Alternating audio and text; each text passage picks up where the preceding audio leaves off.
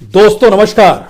दोस्तों, विज्ञान भवन के बाहर का नजारा, देश के कृषि मंत्री मुस्कुरा रहे थे, हंसी ठिठोली कर रहे थे और पत्रकारों को संबोधित करते हुए बार बार कह रहे थे कि देश तो लोकतांत्रिक है, तो लोकतंत्र के तहत बातचीत तो चलती रहेगी। उसी विज्ञान भवन के बाहर जब किसान निकले तो उनमें गुस्सा था, आक्रोश था इस बात को लेकर कि जिस सरकार को हमने बनाया है वो सरकार यह कह रही है कि हम अदालत में चले जाएं।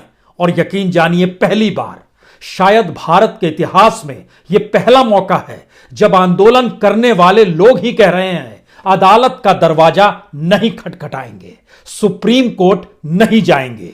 इसके मतलब क्या है?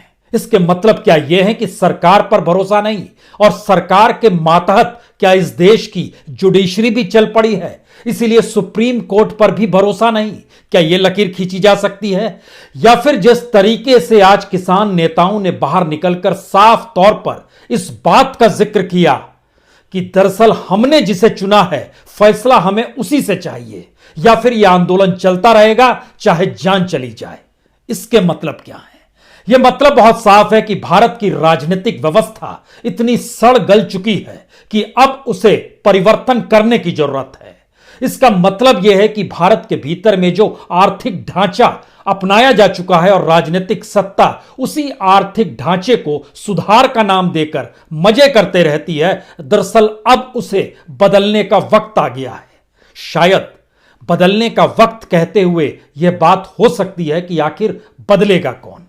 लेकिन यकीन जानिए, बीते 6 बरस में जो काम इस देश की कोई राजनीतिक पार्टी कभी नहीं कर पाई, जिस दिशा में इस देश के भीतर में उठते हुए तमाम मुद्दे, चाहे वो शिक्षकों की भर्ती से जुड़े हुए मुद्दे हों, चाहे रेलवे में नौकरी के लिए निकाले गए आवेदन लेकर भी किसी तरह की कोई परीक्षा ना हो पाने की स्थिति हो, चाहे डिसइन्वेस्टमेंट से दुखी होकर इसी देश के सरकारी कर्मचारियों का गुस्सा हो, चाहे इस देश के भीतर में कोई भी मुद्दा हो, लेकिन कभी भी कोई मुद्दा अदालत के एट पार नहीं गया।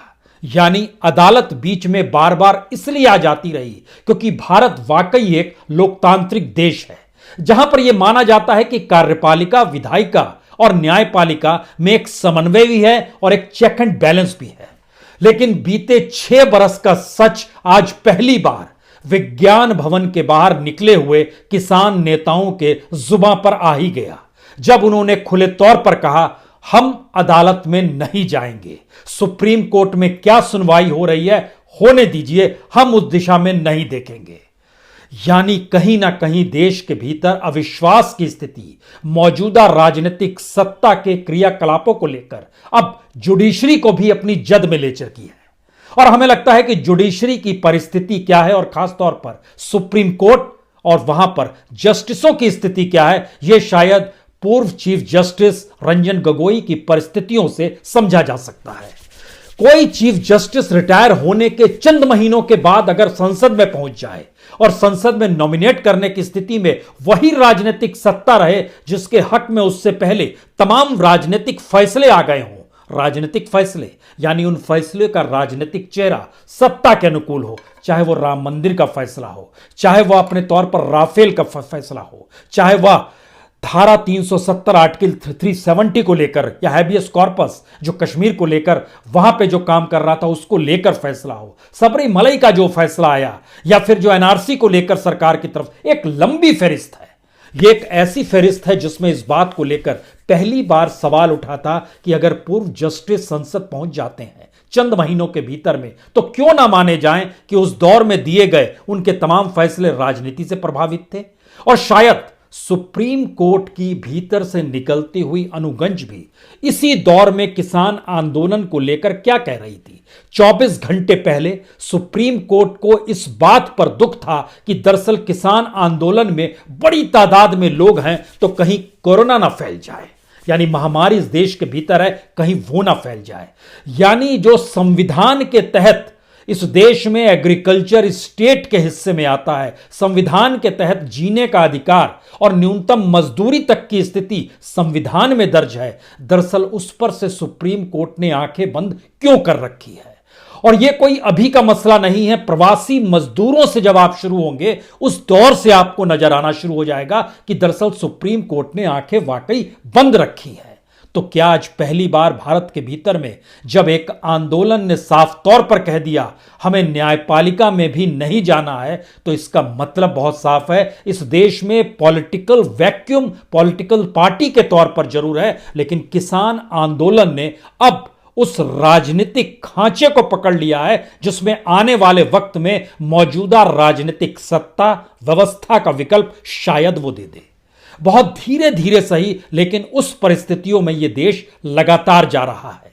और सरकार जिन 3 कानूनों को वापस लेने की अपने तौर पर मांग किसान कर रहे हैं, उस पे से सरकार नहीं हटेगी। एमएसपी को कानून सरकार नहीं बना सकती है। हमें लगता है कि आज इस आर्थिक तंत्र को भी समझ लीजिए कि यह सरकार क्यों फेल्योर है।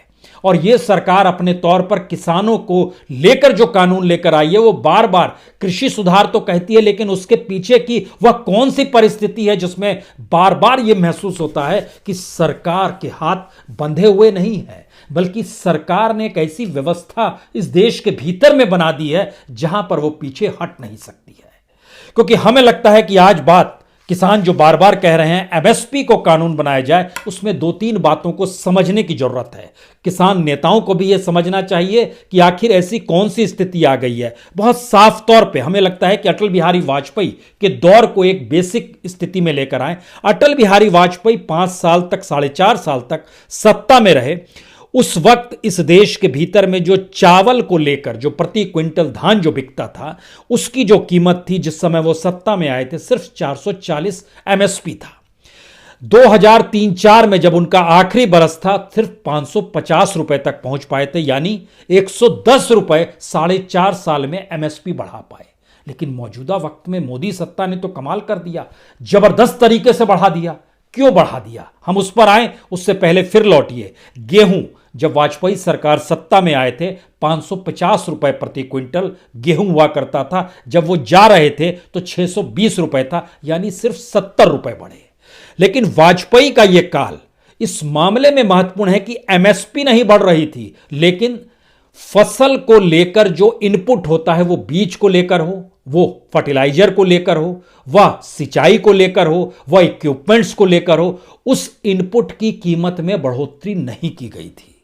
और जो एमएसपी बढ़ाई जाती थी उस पे इनपुट का कोई बोझ नहीं पड़ रहा था। यह वाजपेयी सरकार। उसके बाद आइए 10 साल मनमोहन सरकार के।